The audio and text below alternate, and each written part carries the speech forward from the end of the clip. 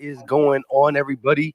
I go by Philly Mike, host of the Philly Talk podcast, but today we got Battle Birds podcast playoff edition. We got Eagles versus the Bucks, the youngest quarterback in the playoffs versus the oldest quarterback in the playoffs, weather conditions, new injury updates. Man, playoffs are here. How y'all feel? That man, you know what it is. You know what it is. Your boy Philly Fresh, aka the General, man. Hey, man, it is not only football Sunday, but football playoff Sunday.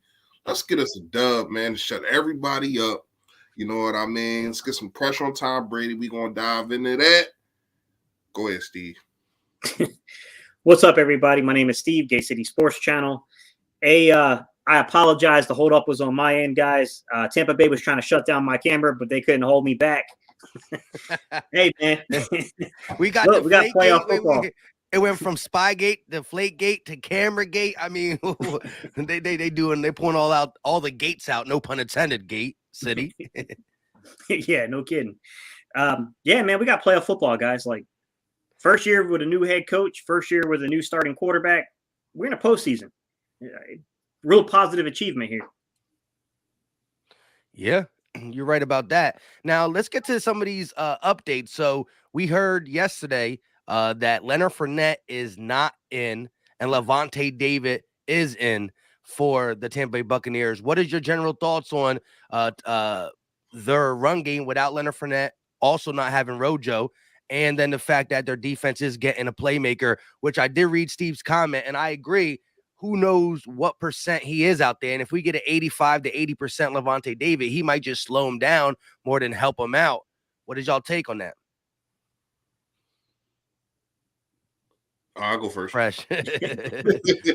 I'm used to being late. I'm used to being the one at the bottom. Excuse me. But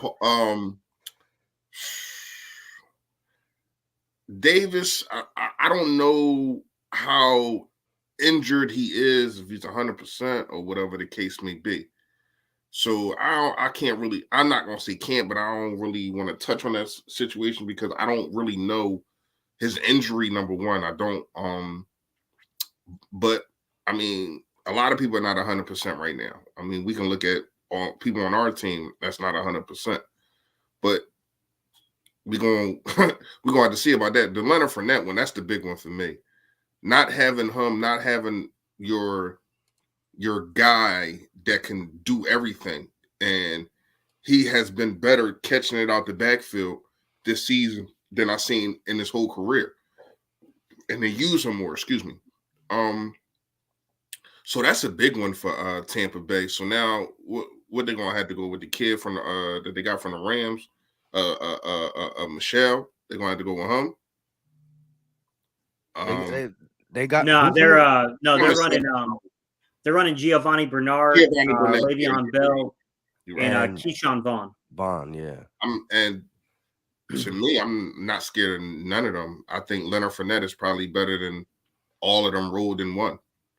So when you look at the situation, that's a major fall for them, and it's uprise for us. So you don't want to see people injured. You want to you if you're a competitor, you want to play them at the best of their game. But it is what it is right now. It's do or die. You know what I mean? If he dies, he dies. Go ahead, y'all. I mean, look, I'll say that not having Leonard Fournette is going to affect your running game. Like the dude's a really good goal line back. I mean, he gets hot when he he starts playing his best football in the postseason. You know, he's been a pretty big force for quite some years. You know, and he's still young, to be quite honest. With that said, you know, Le'Veon Bell, I don't know how much is left in the tank for Le'Veon Bell. You know, and Giovanni Bernard is a good receiving back, but I expect that they'll make some adjustments here, Tampa Bay. I expect that they'll use the short passing game to supplement the run game. And Brady's pretty good at spearheading that. He's good at hitting those tight end screens and running back screens, you know, then those timing routes and passes where, you know, you're running out routes and dig routes and slants. He's pretty good at throwing those things. So that's what I would definitely watch out for if I was the Eagles is watch out for Gronk slipping off and, you know, OJ Howard and, you know, all these tight ends slipping off in that tight end screen. because I think that's one easy way of countering. And that's what I would look out for, because it's not the same, right? Fournette being out there is definitely a break for the Eagles. There's no doubt about it. But when you got Tom Brady, he can make a lot of dudes that aren't that good look good. Yeah, that's what I was talking about earlier this week. You never know if you get the Scotty Miller game or the Tyler Johnson game or the guy that came in for AB against the Jets. And I know he's banged up. I don't know if he's playing, but it's definitely an interesting part of this game, just the people that have not been able to stay healthy for the Tampa Bay Buccaneers compared to us getting some of our guys back. Man, but at the end of the day, we got to take care of 12, and 12 is going to find Gronk once in a while. So you definitely got to pay attention to him. Let me ask you guys, defensive line, who's the most important on the defensive line to really wreak havoc in your eyes, to get to get Tom Brady off his spot and do them type of things? Gate? I'll say this to begin with. News just broke about Josh Sweat that probably we should discuss, because he had a life-threatening situation pop up earlier in the week.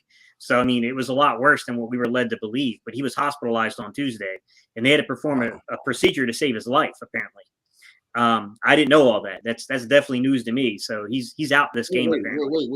Where you see that at? I'm seeing everybody. Shefty just reported it. But yeah, I mean, that's pretty big news, man. Last thing I heard, that he had traveled with the team and he was all smiles in the hotel room. Of course, it's coming from Jeff McClain, so take that with a grain of salt. But nonetheless, that was the report. He was with the team. He flew with the team. He was at the home. He was at the the team's hotel. But when you're dealing with an illness, you can wake up and not feel good that morning. It's just the way those things work, unfortunately. With Josh Sweat pretty much looking like he's a definite scratch for this game, that's a lot of stress, man. I think that the dude that's going to have to eat this game that no one's expecting is two guys. Number one, Milton Williams, do your thing, man. Play a 5 technique, play that 3 technique, move that man around. Let's get some pressure with Milton Williams. Number 2, Fletcher Cox, my guy with a huge contract. It's time to show up, bro. It's playoffs. This is when you're supposed to shine. You've been healthy. You said this is the healthiest you've ever been going into the postseason. Let us see it, bro. You get one-on-one, make them pay for it. Make them pay if they put you one-on-one with somebody. Those are the two guys, in my opinion, and then you can argue about Derek Barnett, but those two guys in particular, I think, are the guys that could really impact the game, because you know that in short spurts, they've been really good.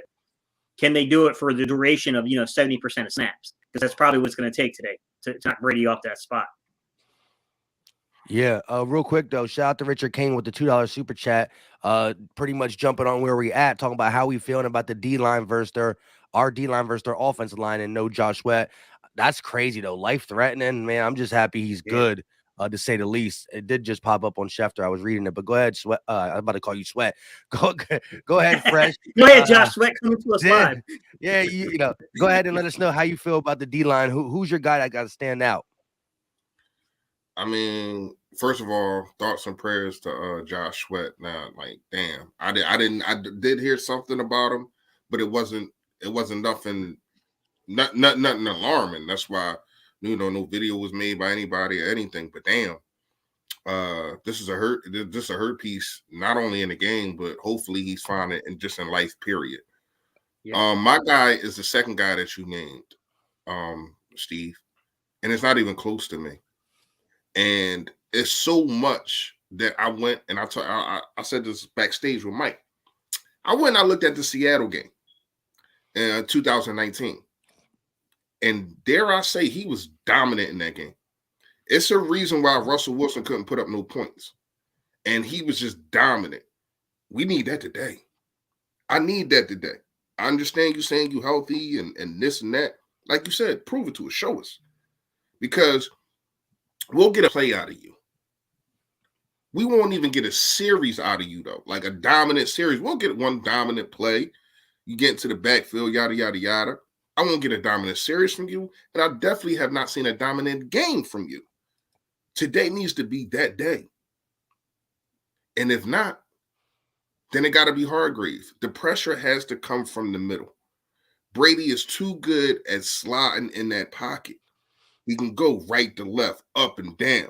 You know what I mean? Sound like I'm trying to do a cheat code. Cha-cha slide. but seriously, he know how to move in that pocket, and it's a reason why he's still playing at 40, at 59 years old. So we going into a situation to where as though the two guys in the middle gotta dominate. Mm-hmm. They gotta dominate, man. Gotcha. Yeah, I couldn't agree more. Tom Brady's footwork in the pocket, the ability to climb the pocket and do all that stuff, he's not going to extend really outside the pocket, but his ability to climb and do all that is scary. And so the interior to me has to be the dominant. Now Tyrese Hayes says Herbig is out too. What's going on? I don't see anything. Well, I mean, unfortunately, because we're on live stream, it's kind of hard to see the actives and inactives. But I knew that Herbig had been dealing with a couple of things going on with the lower body issues. I'll say this, Mike. I mean, it's probably a game where you get behind the left side of the offensive line. that's the way I look at it. If you're going to go to the right side, I'd expect to maybe see Dickerson and those guys be used in pulls a lot. Malata. I agree. Do we have any concerns with Miles Sanders? I mean, he got the go to be 100%. How do you feel about that hand? I mean, his hand, do you think it's going to affect him carrying the ball, being able to block? Do we officially know the weather in Tampa Bay? To me, that means a lot. Is it going to be raining? Is it going to be windy?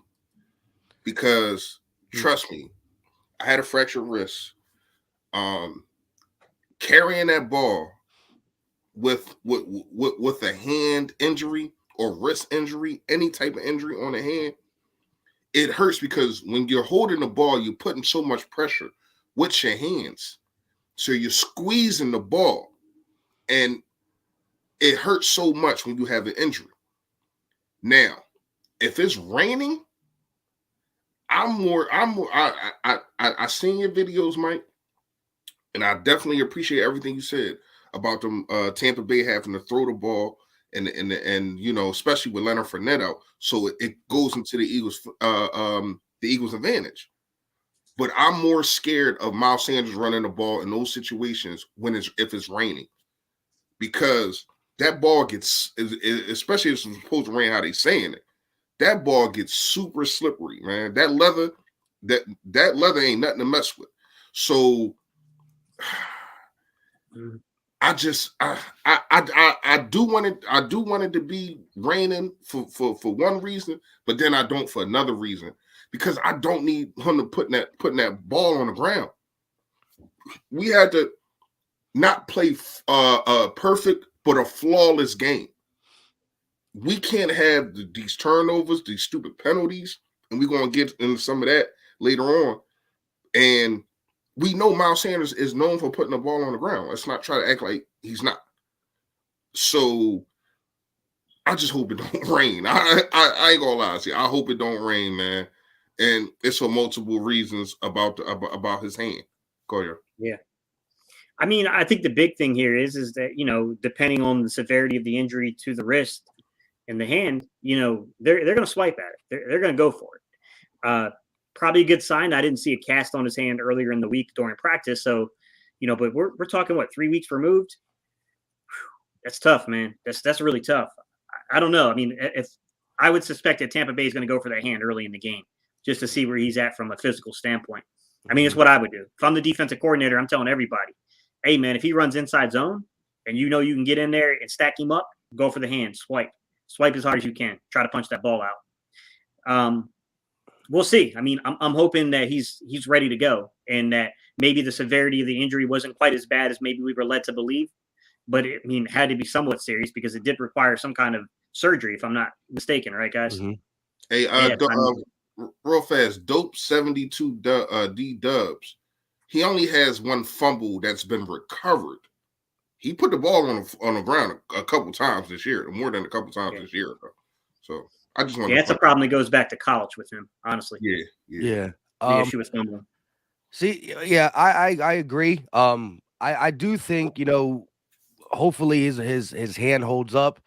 just because of his style of running plays to what we need to do against the Tampa Bay Buccaneers is that outside zone running, sprint outs, just get on the outside the tackles, because Vita Vea is just a big man in the middle. And for all Tampa Bay's great defensive performances against the run, they went from number 1 to number 3 when you look at the rankings. But as Fresh like to do when we played the Broncos and when we played the Saints, he didn't listen to just the totality of how good they were. He looked at the last couple games. And if you look at the last 6 games, the Tampa Bay Buccaneers defense, 4 out of 6, they allowed 100 yards on the ground. So yeah, they weren't playing world beaters. Yes, Jonathan Taylor was one of them, 4 out of 6, but Carolina twice, Buffalo, these are not heavy run teams without McCaffrey, and Buffalo likes to throw the ball as well. So for 4 out of 6, 100 yards in your last 6, Eagles just got to go out there and say, we are bigger, we are stronger, and we are going to play with the wind. Jalen's going to have to make some passes, but at the end of the day, this run game has to be the reason why we win, with Jalen adding a little spice on top. But when you are number 1 at something, you don't let nobody dictate anything. And so Jordan Howard, a guy who likes to run in between the tackles, not saying don't do it, but I do expect to see some outsides runs. And this is a game that Jalen Hurts has to get some design runs. Hopefully his ankle's good, because we haven't been running him the same. But I think you can really beat up Tampa Bay on the edge if you're using Jalen Hurts. Yeah, I mean, that's a great point, Mike. And someone brought up earlier, I think it was KOLLC, was talking about kind of like, might they actually feature more of Jordan Howard and Boston Scott? And might we see Miles Sanders maybe relegated to the change of pace kind of role, given the situation that's kind of, going on with his hands? Which, I don't know. I haven't seen the Eagles inactives. I'm looking from like 6 minutes ago. I see Tampa Bay's released. I don't see Philly's released yet. So I was trying to. It just came out. It just came out. Yes, I didn't see it yet, but I don't know what's going on with certain guys. But I mean, maybe they'll have Sanders in that role, and if he can't perform because of the hand, maybe they'll bring in Gainwell or. Well, Steve, I'm not too sure. Does anyone know, is Huntley actually active? Huntley is not active. He's inactive. So yeah, Huntley can't play that role then. So then it'd probably be Gainwell. So I mean, I would suspect that's probably what they're going to do, guys. There is that maybe they're going to feature more of the Howard and Scott role than use Sanders as the explosion back, here and there, maybe sprinkled in. But I mean, who knows, man? I mean, they might come out and it could be 4 handoffs in a row right to Miles Sanders. I don't know. It's hard to predict sometimes with the stat, and I don't know the health. I mean, that's the hardest part to predict. Is I'm not a doctor, so nor am I a physical therapist, so I have no clue where he is in terms of that. But I think that's a very important thing to watch early in this game, right? Is to see who is getting the reps there. Yeah, let me ask you guys this. First playoff game for Nick Sirianni, and he's not being talked about a lot. I'm listening to sports talk radio. I listen to people's videos. I listen to my own videos. We're talking about Jalen Hurts nerves. We're talking about these young guys. Is there any thing that concerns you that Nick Sirianni gets panic, he gets ruffled, and he goes away from the run game that's been so good? Does that concern you at all? I mean, I think he's been pretty consistent. I mean, there has been durations of times like, right around halftime and coming out of half where it does feel like sometimes like on a single possession, he can kind of lose sight of things for a minute, especially, there was one a couple of weeks ago where we got some momentum coming. I think it was either right out of half or right before half. And then, he, got a couple of really nice runs, and all of a sudden we went like 3 or 4 passes in a row and ended up, basically punting the ball away as a result of that. Or we had to turn over and downs. I can't remember exactly what happened, but I remember there being that situation where it's like, man, what happened here? Like, why did we just kind of go away from it? So I do think there are little small spots, little spots and windows where you could critique that a little bit. It's like, hey, man, like, well, what are we doing here? But in terms of the overall flow of the game, I think he's been pretty good about, keeping things pretty balanced here. Now, the real question here, Mike, and I'll ask Reese this too. You got Howard's got a stinger. I don't know where he's at. It's a good sign that he wasn't really on the injury report at all. But, you got Sanders doing the hand thing. Boston Scott seems to be pretty healthy from what I can tell. Does that impact it? Go ahead, Fresh. Does what impact it? The health of the running back room. impact us getting away from the game plan and passing. We also just Mhm. saw someone say in the chat that their starting cornerback is out too. So, Mhm. with all that being a factor, do you think we go away from the run game? Are you Well, nervous about that? here's the thing, and I did kind of briefly talk about him in my do's and don'ts on Friday. Last game was he didn't use the run against the Tampa Bay Buccaneers, and the crazy part is, Miles Sanders is pulling 11 yards a clip. Like he like that's not what he ended with, but you didn't run the ball for 2 series. You give Miles Sanders the ball 2 straight times, he gets 2 straight first downs. You turn around and don't give him the ball again that whole drive. To me, I think he learned from that. And that might have been the best thing that happened for him to hopefully realize I probably lost about 3 of these games by not running the football. And hopefully he understands that. You are number 1 in the whole NFL in rushing. Now, Jalen Hurts has something to do with that also. But you just can't say the quarterback just runs and that's it. You're not going to be number 1 in the NFL by just rushing your quarterback. So you have to understand, you probably have the best offensive line, if not the second best offensive line in the playoffs. Okay. Now with Herbig out, I don't. It's a lot going on, but I know you got the best offensive line coach in the NFL. Period. So he's going to figure something out. Trusting Jeff Stoutland, and Jeff Stoutland we trust. Okay. So you got a situation to where as though your offensive line loves for you to run the ball, and they come to you during games. Keep running it. Against the Broncos, tell you keep running it. So hopefully he's taken in consideration of everything that happened this year, him probably losing 3 of those games by not running the ball, and your offensive line telling you got to run the ball, and that we're number 1 in the NFL in rushing. So if you add all those things up, man, it should equal. I need to run the ball. Hopefully it does, man. Go ahead. I think it's an interesting matchup, guys, to be honest, because look, Ndamukong Suh is probably not the same player. Well, not probably. He's not the same player he was 5 or 6 years ago. That's why they need to give him the incentives, right? They gave him incentives. Exactly. Yeah. But, you talked about him, Mike, Vita Vea. Those 2 guys are really good run defenders, at the very minimum. So, I mean, this is a great matchup in terms of like the O-line versus, their D-line. But what I will say, and it's not taking shots at Tampa Bay because I think that's a very good overall football team. But I don't know that teams I think Reese was kind of making this point a little bit, which is I don't know that teams have really stuck with the run against them because of how explosive they can be offensively at times when they had AB and Godwin and Mike Evans and Gronk and then OJ Howard and all these dudes all at once coming at you. So, I mean, I think that they knock teams out of the ability to stay with the run. And it might be a little different come this postseason. So I do wonder, I think that's going to be a major, little in between the lines battle here. Yeah. I mean, that's in the NFL, the trenches is what really wins the war.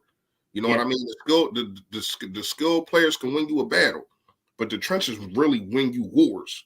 So you're absolutely right. This is something that we're going to have to look and dissect, and Nick Sirianni is going to also on how do you attack.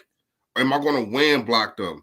Am I going to let them free and then run to a different hole on the outside or whatever the case may be? Just let them rush free and get out or am I going to screen them to death? It's a lot of ways that you can attack this defensive line because they're very, very aggressive. And if you get them going one way, it's hard for them to turn around and go the other way. So some misdirection, some sweeps, using some Jalen Reagor. I ain't got no problem with none of those, man. Use this defensive line aggressive against them, man. Yeah.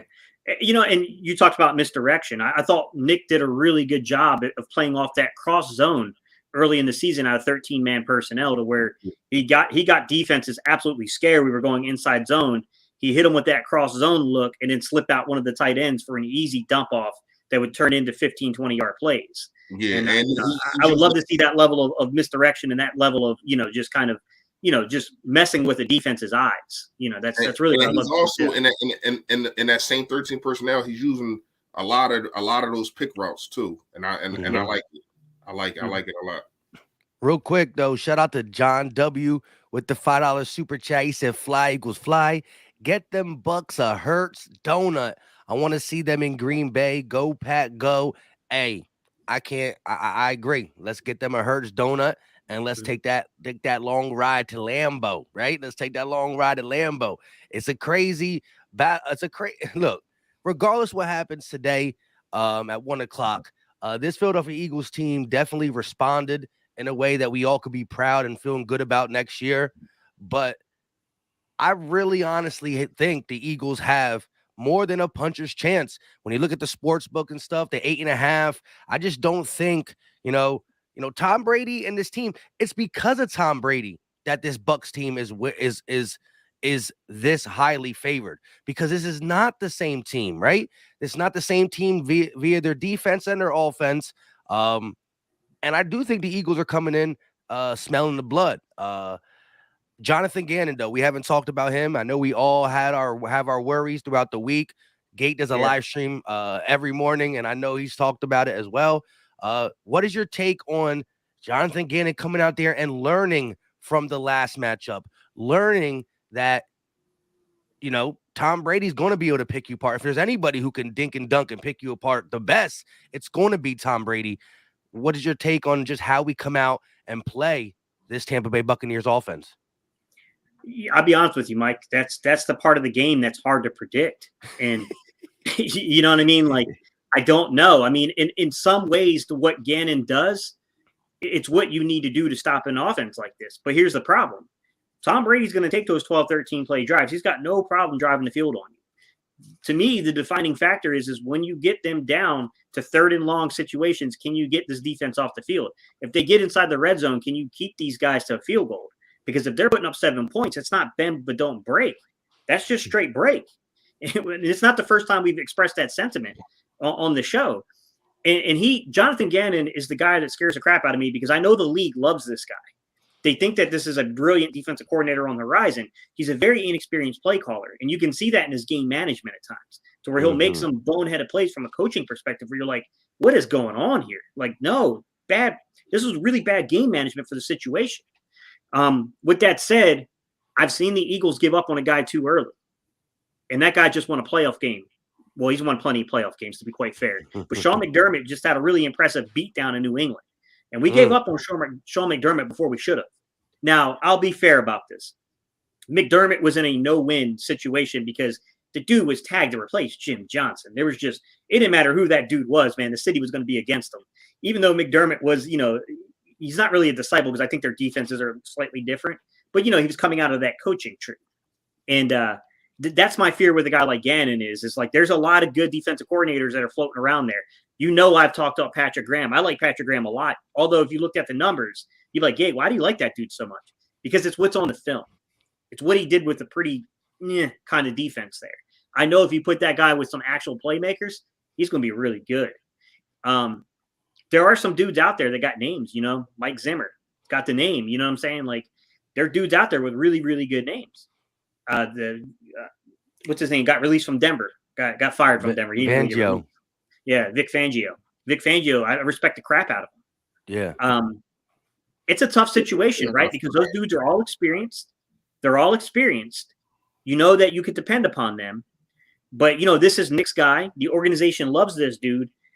I just don't know, man. Like, to me, I know people are saying this is a defining game for Sirianni. Not for me, it's not, because Sirianni's already proven that he can manage a game and he can switch and he can do certain things. Like, I'm not saying that Sirianni can't still learn, but with Gannon, hey, man, those numbers are disturbing. As good as the second half of games have been, the first half of game, those numbers are really disturbing. And goes from the worst to the best, to the worst. It's really, you know what I'm saying? Like it's really scary to really look at that and say, like, what do you do? And this is a game where if I see him go out there, I know Brady's down, he's down some weapons, and you can make the argument, yeah, Gabe, but might we overhype this game if he does have a good result because Brady's not playing with a full arsenal? I don't care. At the end of the day, it's still Tom Brady. You know what I mean? Like, if you can legitimately hold Tom Brady to under 20 points, the dude can coach then, in my opinion. But I don't know. I don't know what to make of it. You know what I'm saying?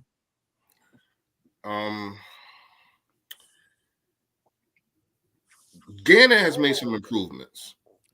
It's really nothing to discuss there. It is some things that you will also like him to improve, but we do, like you said, Gates, it's the man's first year. He's trying to figure it out. Mm-hmm. Yes, when he goes against higher competition and quarterbacks, he tends to just let them damn near go perfect. You know what I mean? You got the Derek Carr 12 for 12. You got Tom Brady 14 to 15. You got all you got all these because of no pressure. And that brings me to say this, to bring up my X factor of this game. It is Jernard Avery. He is using Jernard Avery like I've been asking since freaking week 1. When I looked at, and it took a while, in the Washington game, because that's really the last game that we can really talk about that really meant anything.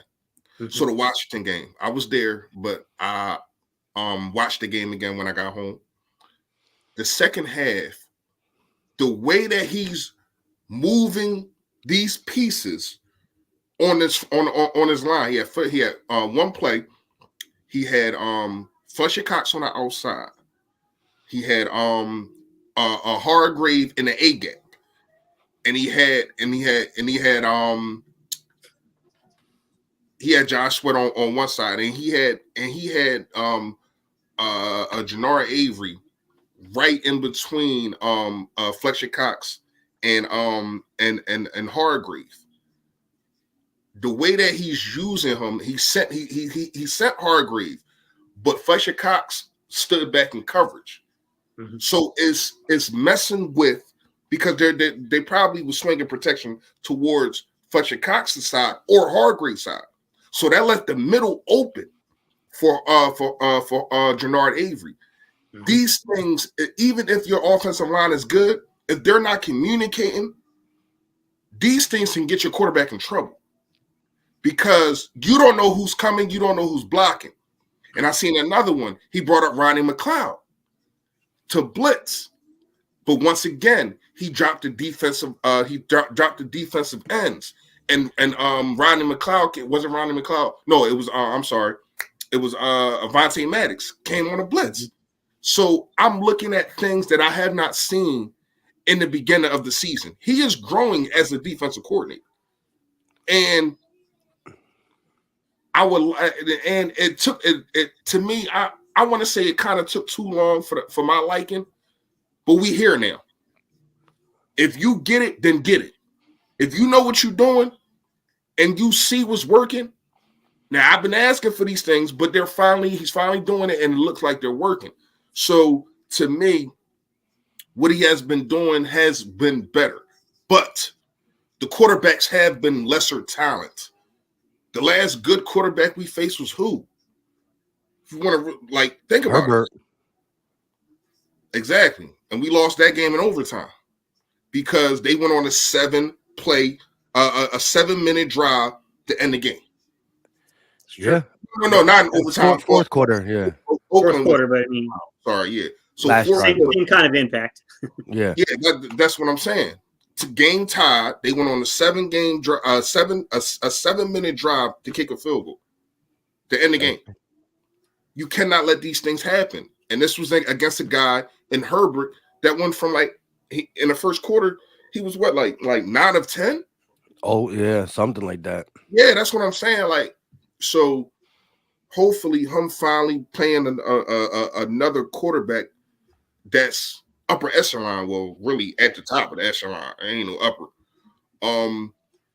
You do what you have been doing and see if that works, and not just play passive and say, "Oh, we're going," because Tom Brady will check, like you said, Gates. He's going to check it down all day. He ain't got no whatever you give to him, he take it. Yeah. And I'll see you at the red zone, and then we'll see what happens then. He ain't got no problem doing that. You know what I mean? My only question, and I want y'all and also the chat to answer: what do you do with Gronk? Because he is the X factor in this whole situation. For he's going to be the toughest matchup for anybody on our defense. Avonte Maddox too small. Our linebackers too slow. So what do you do? Do you bracket him? What do y'all do? I would, honestly. Let's get Jalen's comment in. Okay. Yeah, shout out to Jalen Williams with the $5 super chat. It's time to show up and show out. Need that type of energy. He said the playoffs are here. Fly, Eagles, fly. I agree 100%. But before Gate, go ahead and answer that question, and I do as well. For people just getting in here asking about Josh Sweat, he is out due to a life-threatening procedure he had. The doctors tried to get him right. He was so close to playing, but it's he can't play. We don't know the exact details of what the life-threatening thing was, but this is something that just came out an hour or so or 45 minutes or so ago. We just thought it was a sickness, right? Abdominal pain or something like that. Yeah. And he was in a hospital, had a procedure, life-threatening. So once again, prayers to Josh Sweat and shout out to the people asking. Real quick, we did get another super chat. LT with the $5 banger. LT is a wrenchy now. Again, Gannon is top 10 in defense this year, although it's ugly at times. Imagine him with 2 or 3 first rounders to play with in that defense next year. I agree. Look, it's again, context comes to where it's just, I can't never say that word, stat wise. Let me just go that way. Stat wise. Yeah, that word. He's good. I mean, he's holding people to he's top 5 in yards allowed against us, like top 12 in points per game. But you got to take what he did against good quarterbacks to what he did against bad quarterbacks. And I think he has learned, as Fresh said, but we're going to really, really understand what he's learned in this game. And so go ahead, Gate, let us know what you think we should do with Gronk. To me, you bracket him. To me, that's just you have to bracket him. Now, I'm not going to say you do it every play, but there's a certain percentage of your plays he's got to have bracket coverage on him, especially on third down kind of conversion stuff. You got to take that look away. I think the problem is what do you do if they're in 12 personnel and they got OJ Howard or Brayton on the field, or if they're in 11-man personnel and they've got I think Tyler Johnson. I would assume Tyler Johnson's going to work the slot for them. I don't know. They also have the young dude, Mike. He's fast. Scotty Miller. Scotty Miller. So I don't know how they're going to utilize those guys, because I think Tyler Johnson is really an outside receiver, but I'm sure that he's played a certain percentage of snaps on the inside. That's really the question is, like, what do you do? You have to win those other matchups. You can put Slay on Mike Evans, and you just hope that Slay can overcome the physical stature of Mike Evans. I think he's banged up too, so we'll see what happens there. But you bracket Gronk, then you got to stop the other guys from making plays. That's the thing. You got a quarterback that's going to be able to get off this first and second read. He's going to be able to get to that third read. And I think the real key here is if he is getting through to those third and fourth reads, a defensive line, Jonathan Gannon, it's time to speed the clock up. we need to speed his clock up here. That's really the trick to a guy like Brady. You got to knock him off the spot. You got to speed the clock up. And you just can't. Brady can get to that third and fourth read. He can do it all day long. Jeez, pause on that one. But you get what I'm saying here. Like, no matter how you approach that, man, like, you have to bracket Gronk. You have to do the best you can do to remove Mike Evans. And then you just got to hope that you don't give Brady enough time to get to that third and fourth read. Because if you give him enough time to do that, it's going to be a long, long day. There's no doubt about it. Yeah. Let me get your take on this. Now, this is something I don't like to really bring stuff up like this normally, but it does happen in Tom Brady games, right? That 50-50 call, referees, you know what I mean? Look, I'm not saying nobody should get stuff, but we all know that Brady being the best, hands down, the GOAT when it comes to football, these close calls, these questionable calls, 50-50 calls normally go Brady's way, He's crying for a pass interference. He gets it, right? That's something we're going to be definitely having to watch. This game for the Eagles to win has to be a perfect game. I mean, we have to have the least amount of penalties. We have to have the least amount of turnovers. We got to win that battle and then still hope for something to go our way because Brady has seen it all. And we can't act like just because he's down some players, I mean, look what he's done. Look, in that Super Bowl that we went toe-to-toe with Brady, we did win. He threw for 500 yards, and he was throwing to guys like Chris Hogan and who was the other dude? Because remember, Brandon Cooks got knocked out. Malcolm Jenkins put him to sleep before half. And so it was Chris Hogan. It was a bunch of who? Amendola. Like, these guys weren't, they're not name brand guys, but Brady made them look good. So you definitely got to watch out for all that. And hopefully to win. Hopefully, I know that people are saying in the chat there's no rain. It's just going to be wind.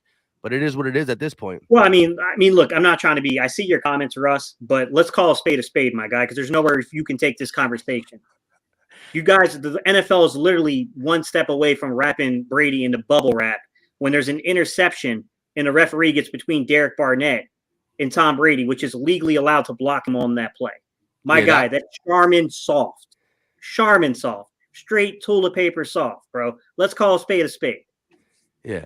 And by no means am I going to come on here and say that. Because like I said, when one or two bad calls happen, that's football. It does happen. But physically, what Gates said is true. When an interception is thrown, if you're a quarterback, fall to the ground then. If you don't fall to the ground, I don't care if you're a quarterback. You get treated like anybody else. When it's an interception, you are not on offense no more. You are on defense. If you don't want the smoke, fall to the ground. Instead, he tries to act tough and he calls the stripes next to him. Hey, yo, can you get Derek Barnett out of my face? Exactly. You can't physically stop a play when a play's going. So he can't act like I get that.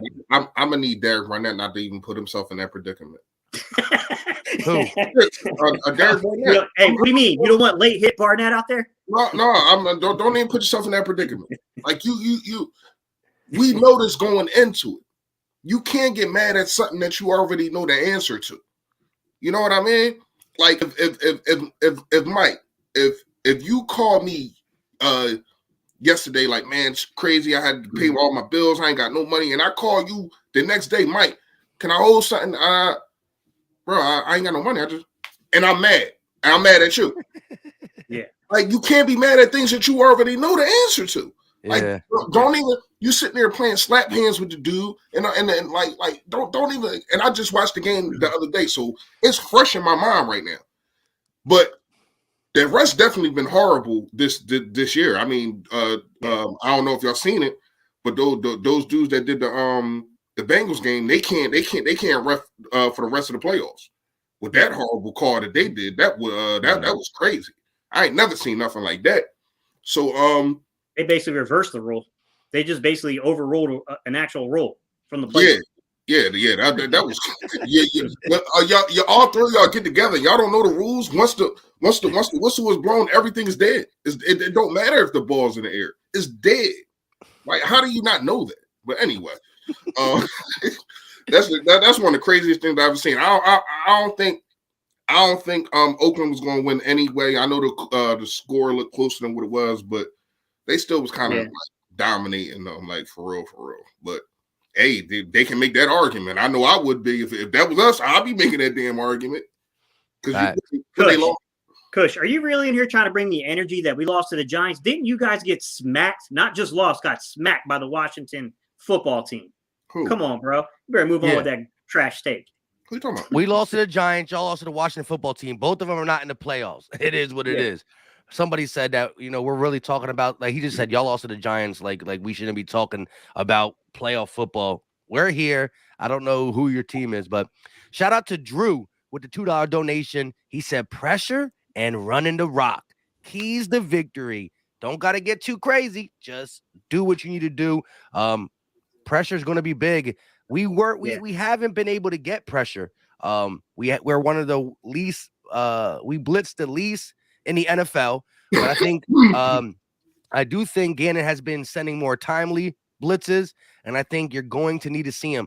This is the game that I don't want to. You can't just blitz Brady all game, anyways, because any defense that you play against Tom Brady just multiple times, he's going to learn it. He's going to pick it apart. So you definitely got to change things up, throw some wrinkles. as Gate alluded to after I said I thought I saw more man, and he said we went about 18 to 30 something percent. We got to see north of that 30% because you gotta any zone that you play, for the majority of the game, Brady's gonna just figure it out. So I think you got to throw some wrinkles in there, and this got to be our best game, hands down. This got to be our best game. We had good defensive games. We had good offensive games. We really never had no good special teams. Instead of returning and kick return game, Jake Elliott has been good, but this got to be all three facets of the game. Got to click. We got to start fast. Real quick, shout out to JB with the $2 super chat. Can we dress Rager in Swoop's costume? Listen. Swoop probably catches some balls out there. And then what? Do you rather have Rager or JJ think of Whiteside? Think about it. Greg Ward. I'll take C. Yeah. None of the above. There you go. I mean, but seriously, and Rager is not defense, but I think you just have to get the ball in his hands. Like, get the ball in his hands. Use him. He's not Deebo Samuels, but use him how they use Deebo.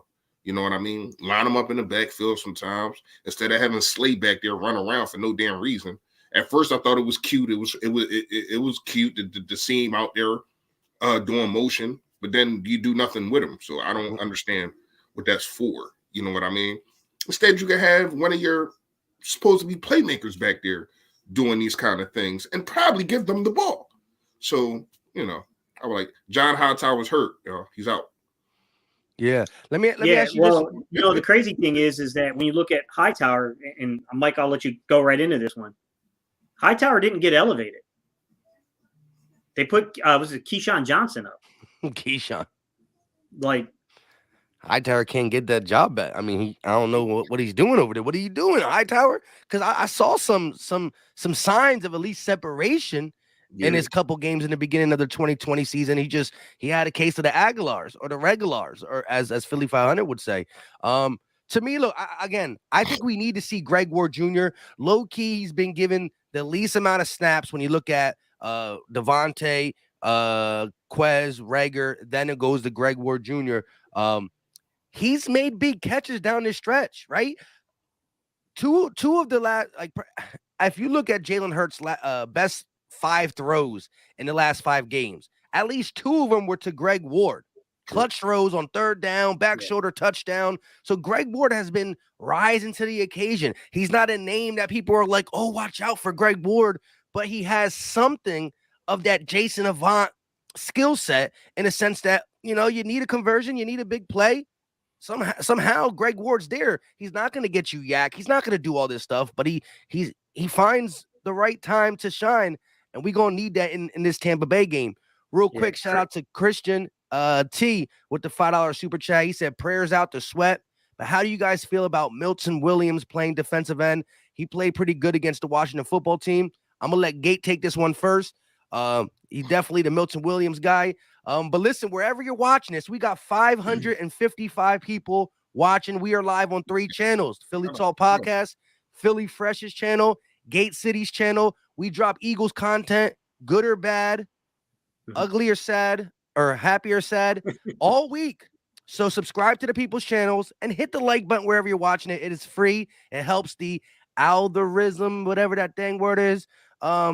We appreciate y'all for tuning in. It is free. Go ahead, Gate. What is your take on Milton Williams playing outside defensive end? A lot of people don't realize that Milton Williams is naturally a 5 technique. He's naturally defensive end. That's where he started his college career at. Because of C-19 hitting, the global pandemic that occurred, they had a reduction in scholarships there. I believe he was at Louisiana Tech. And they had basically asked him if he would play inside. And, he had a lot of up moments there, playing on the inside. I mean, he had some games, if you go and run the film against, BYU and Marshall, to where he got washed out of the zone when they were doubling the interior linemen. He's got to learn how to anchor in that 2-gap type thing at times. But he's all effort, and he's a tremendous athlete. And if you get him in a pass rushing down where he can beat you off that first initial pass rush move, I mean, it's lethal. It's lethal what he can do to these guys. With that said, I think the Eagles I think we all kind of like in the preseason kind of visioned him more as like a Brandon Graham if you dropped him down a couple of pounds that could play outside, inside. But I think the Eagles saw him as no, physically, he's not quite as long in the arms, but physically, he's very similar to Malik Jackson. And Malik Jackson had that inside outside versatility. So I think internally they saw him more as a Malik Jackson type, a guy that they had just lost, by the way, into free agency. Well, we kind of June 1st, so we knew that was coming clearly. But you get what I'm saying. Like, I think they saw him as a guy that could replace that role as an interior pass rusher that has the athleticism to get outside. He's probably going to split. You guys are going to like the answer. He's going to probably split reps with Ryan Kerrigan. Now, I don't know who's going to get more, I don't know who's going to get more reps. I would say that probably Milton Williams, because there's more versatility what Milton Williams can do than what Ryan Kerrigan can do at this point.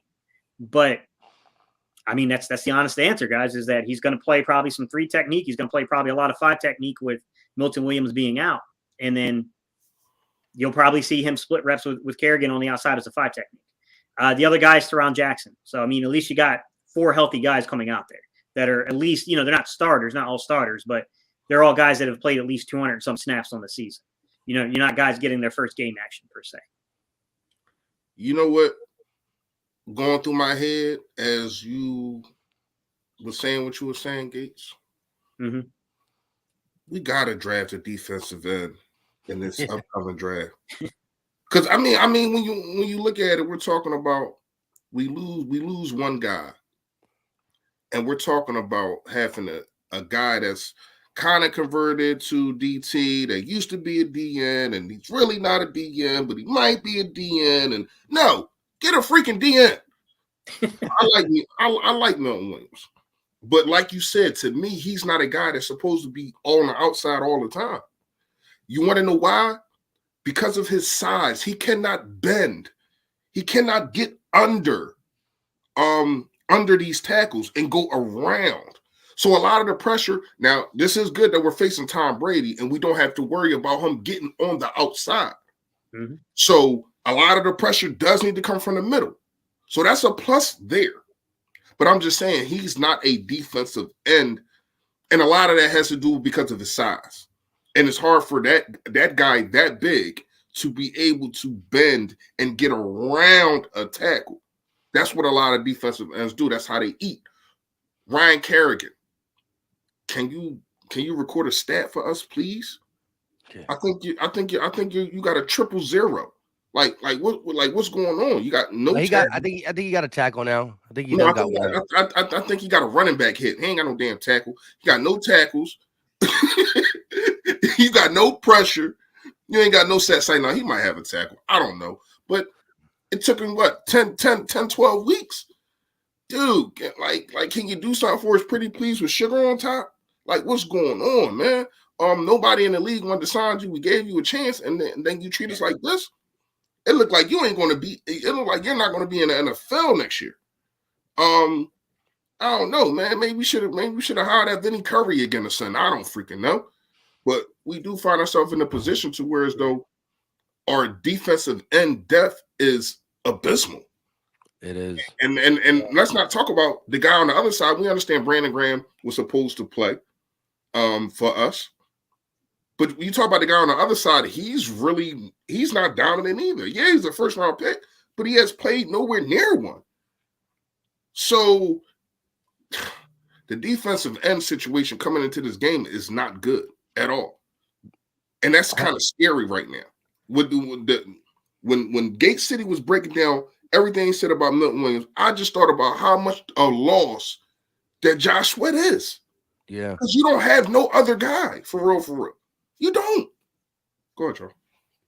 Yeah, I agree. Shout out to Dopes 72 Dubs with the $5 super chat. He said final score prediction. We've been live for about 55 minutes. At the end, if you're not used to watching us, we do this every Sunday or Saturday or Tuesday. When before the games, we give our breakout player on offense and defense and a final score prediction at the end, which will be happening in about 5 to 10 minutes.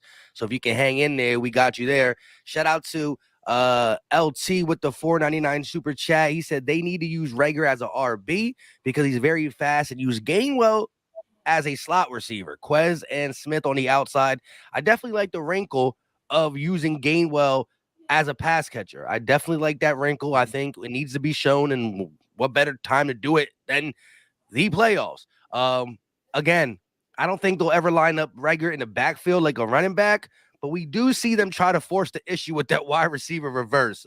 You're probably going to see at least two of them in this game. I don't think it hasn't been successful besides that Raiders game where he had like back-to-back runs that got us down to the goal line, then he got hurt. So maybe you can do it again. Tampa Bay is weak on the outside running to stopping the run. I said it already. 4 out of the last 6 games they let 100 yards on the ground. That top 3 ranking ain't really telling a lot. It's actually hiding some of the it's lying because 4 games of over 100 yards, and now we got the number 1 rushing team coming in to Tampa, averaging 160 yards. We got to use the outsides: Jalen Hurts, Jalen Rager, like you said, everybody. But here's the thing: like you did say, they linebacker was out. I think he was out last 4 games or something, right? The linebacker you saw. So Levante Davis, Davis. Yeah. So that I mean, one guy can change. He's a beast. He's a beast. Yeah. He can change how the defense looks. But real fast, I wanted to ask y'all this. 8-point underdogs. I understand reigning Super Bowl champions, defending the crown, they are home, yada yada yada. So you mean to tell me we're 8-point underdogs and they lost Chris Godwin, AB, Leonard Fournette. Mm-hmm. So if those 3 was playing, what the hell we would be like 14-point underdog? Like, to me, I'm asking this to say, should the Eagles players feel disrespected in it being 8 points? Like, I would understand 6 but 8, that's a lot, man. That's a lot. I mean, I'll say this, like, the number of lines, a lot of that has to do with the way the money's coming in on the game and they move it to entice people to bet the other way. So I don't put too much stock into that, to be honest. Yeah, but it never moved. It never moved, Gates. It moved. It moved. I think we're down to 7 points now. They moved it. They moved it trying to get people in. Okay. But with that said, like, look, I mean, they're the defending world champs. They got us at home. Realistically, are they going to beat us by 8 points? Probably not. But with that said, like, I expected us to be underdogs here. And to be honest with you, if you're the Eagles, is there any other place you'd want to be other than being the underdog? Because this team seems to feed off of that. You know what I mean? Like, they love playing that underdog role. I mean, come on, man. You saw the Twitter, all the tweets out there. Like, man, they were already in the dog mask 4 o'clock this morning. They were already in the dog mask, man. We live off of this, man. You know, we live off this underdog role. That's facts. You think it's going to be a lot of Eagles fans there? I'm gonna say no because they just won a championship. So a lot of how team bandwagon fans are. So I don't think that like how we usually take over a stadium, it's going to be like that today. Yeah. I don't know if they're going to take it over just because I do think Tampa has a pretty good fan base, but there's a lot of Eagles fans. Yeah, they just won a championship. Of course, they got a good fan base. They got a bunch of guys. It's hard to take over if they're selling their tickets. It's really hard to take it over. It ain't gonna be like when I went to Carolina. It was almost a 50-50 mix. Wow. Like we almost completely took it over in Carolina. Hey, listen, at Washington, I'm telling you, it was 70-30 Eagles. That's crazy. Yeah, that's bad. That's real bad. And then you had the one Cowboys fan. Everybody booed. Oh, that was a great video that you put up on there. Real quick, shout out to Rudino Atkins with the 199 super chat.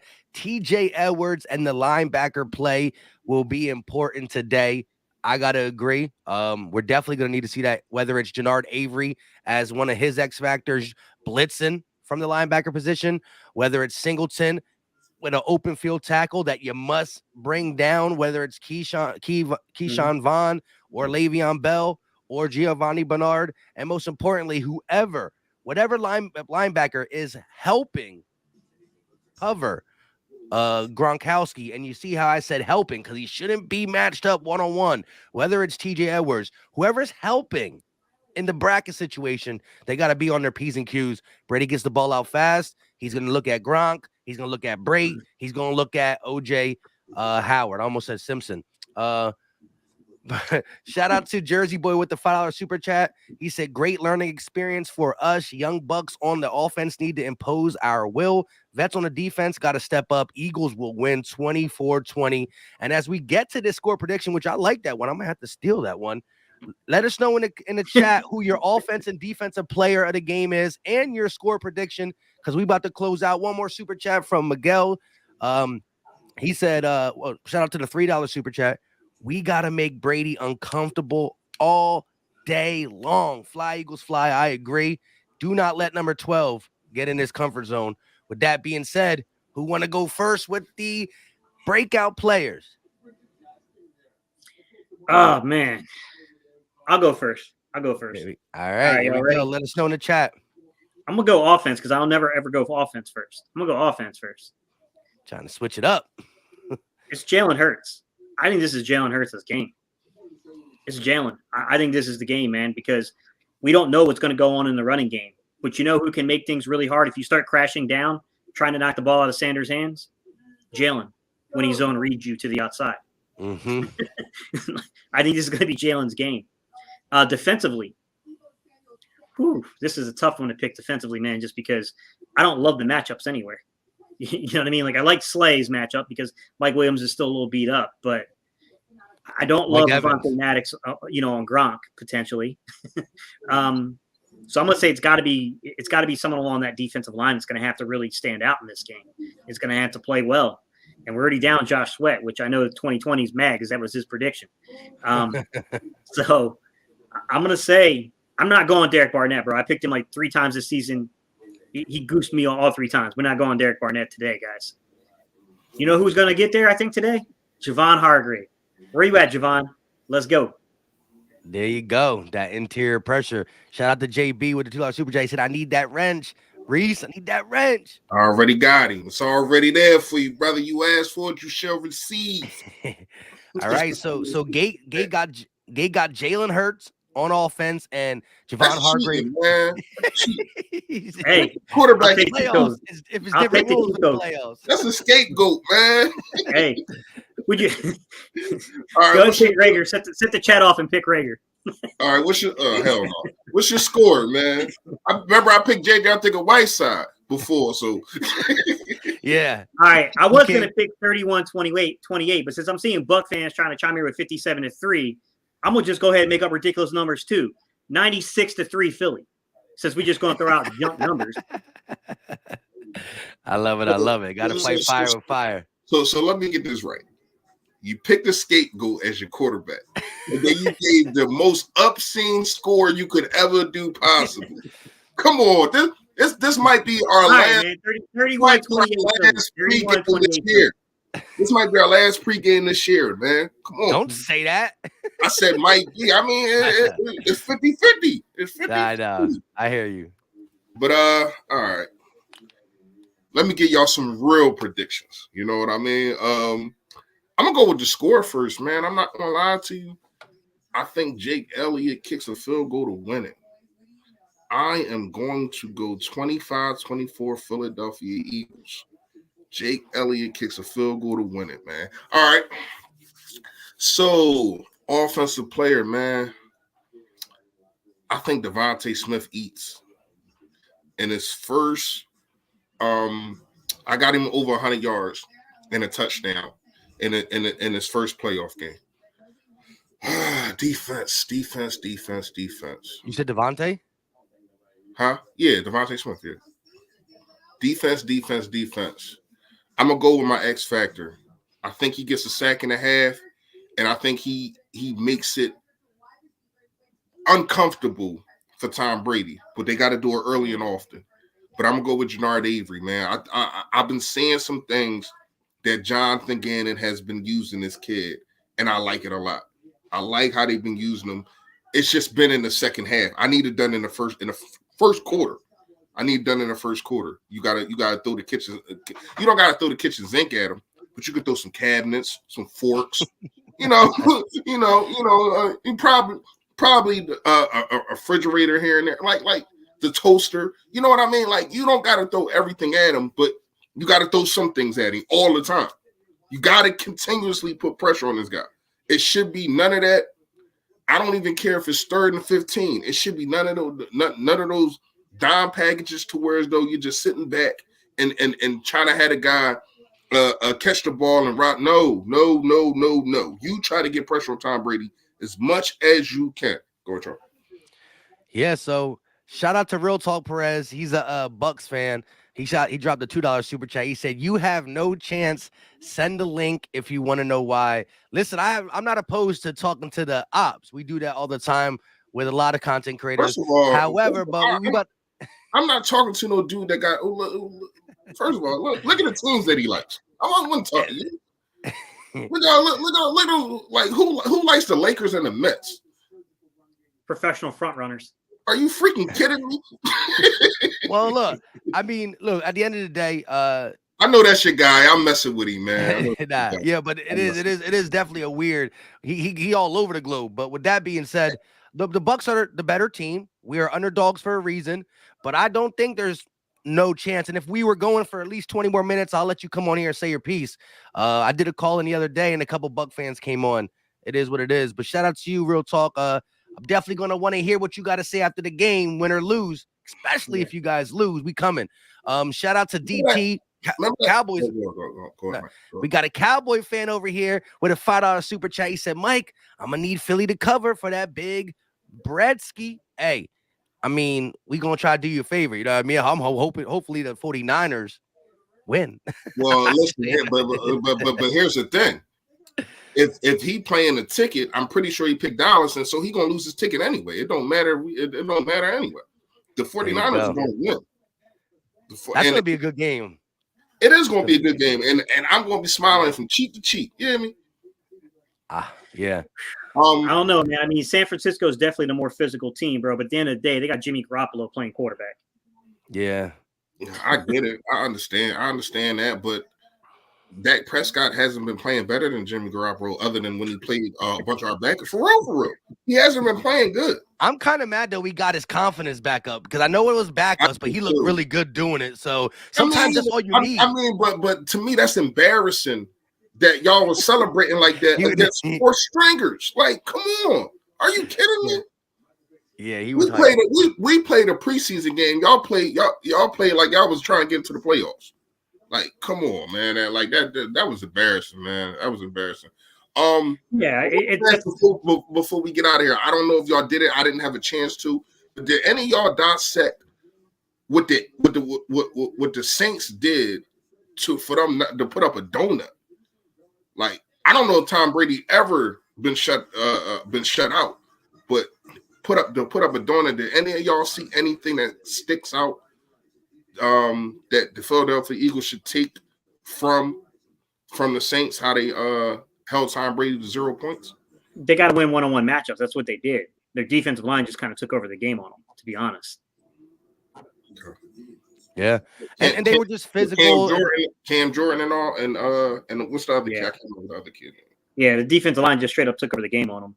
And it's kind of tough to do. Like, I know people, they say that, but that's always tough to replicate, because you can have a really good defense, but it doesn't mean your personnel is apples for apples with another team. You know what I mean? Like, you got to find your way of beating a team, not the way another team did. I mean, I would love to see, if Josh Sweat was out there, I would love to see Josh Sweat play that Cam Jordan role and wreck a game plan like that. But I don't know, Reese. Without Josh Sweat, I don't know that we got that kind of guy that can be that kind of impact. We need Fletch to listen. Fletch got any gas left in the tank, empty it out. But here's the thing with that. If you got no threats on the outside, they can double team Fletch and Hargrave when they choose to. But if Fletch really wants it, even 2 guys Fletch can wreck a game. We just need that. We need one of Fletch's old school games. We need 2-3 years ago Fletch to come out and shine. Shout out to DT with another $5 super chat. He said, "I took the Bills and the over and Philly to cover 3-leg parlay for $1,000. Cowboys on its own ticket for 1,000 on the spread by 3." So he got 2 tickets. So hey, if Philly wins, if Philly helps you cover, I need like 8%, 10% of that, my guy. You know what I mean? We doing favors for you over here. I think he just gave you that in the super chat, Mike. Yeah, you're right. I'll take it. Hey, with that being said, I got to do my offense and defensive guys. I said my score predict. I didn't say my score prediction. Yes, you did. You took 20 to 24. You said I'm gonna steal that. Yeah, but I kind of changed my mind. 27-24. 27-24. 27-24. On offense. Mike said, come get me at the 2-minute warning for the game. I know, right? We were supposed to end 10 minutes ago. 27-24. Defensive player of the game is going to be none other than Avonte Maddox. He's too small to guard Gronk, but we're going to see that matchup a couple times with some heavier guys bracketing him. He's going to get a pick. I'm going to love it. And when we flip it over to the offensive side, I'm going to go Dallas Goedert, right? He wasn't here last matchup. He's he's our best blocking tight end and our best pass catching tight end, of course. And he's going to wreck the game with some blocks down the field and a couple big chunk plays via the pass. So I got DG and I got AV and 27-24. Shout out to Real Talk Perez one more time. You got the roommates, huh? Well, they got the bag now. They definitely are able to go get their own spot now. They both got the bag this year. Shout out to Real Talk Perez with the $5 super chat. Just so we are clear, it will be 1 or 2 score game. We just going to control it all game, saving our A game for next round. Whoa. Jumping the gun. Yeah, no. I want the coach to tell them exactly what. I want the coach of Buccaneers to tell them exactly what you did. Yeah, go ahead, play with your food. Play with your food. Please do. Please. Yes. Please. But he said because here's the thing, Mike. They played with us, pause. But they was messing around last game, and we almost won that freaking game. Yeah, they took their foot off the gas pedal. Yeah, and if it wasn't for and look, I understand it was 28-7, and so they were busting us in the first half, and they did take their feet off the gas pedal. But when you look at the totality of the game, it came down to a Jannard Avery taunting penalty that could have probably gave us the ball back. And last but not least, it took a long third down to AB to ice the game. So although they were smacking us in the first half, we came back and I don't want to see that happen in this first half. But with all that being said, Eagle Nation, we got 500 in here. Hit the like button wherever you're watching it. It's free. It's easy. Buck fans, hit the dislike button. I don't care. We can't see it anymore. And I'm upset that we can't see because I love to hate. Normally I can see mine. We I mean the public can't see it. You can only see it in your Creator Studios. The public anymore. Yeah, it's a weird concept because whether someone likes or dislikes it, it helps the algorithm. So it really has. It's absolutely no bearing on anything. Soft. This world's too soft. You can't say anything negative anymore. We don't know. There's probably big time people that's on YouTube that was complaining. Probably complaining, I get too many dislikes and I don't know. Yeah, I don't care. I love when people hit the dislike button. Yeah, anyways, I'm doing something right. Exactly right. With that being said, subscribe to everybody on the panel. Philly Fresh in the search bar. Gate City Sports Talk. Right? Did you change your name physically with the media thing or not yet? No, not yet. So it's Gate City Sports Talks though in search bar. If they type in Gate City Sports, I'll pop up. There you go. Gate City, Philly Fresh, Philly Talk Podcast. Hey, we're gonna be talking win or lose throughout the whole week. Catch our videos, hit the like button wherever you're watching, and we are out. Yoda. All right, y'all. Peace.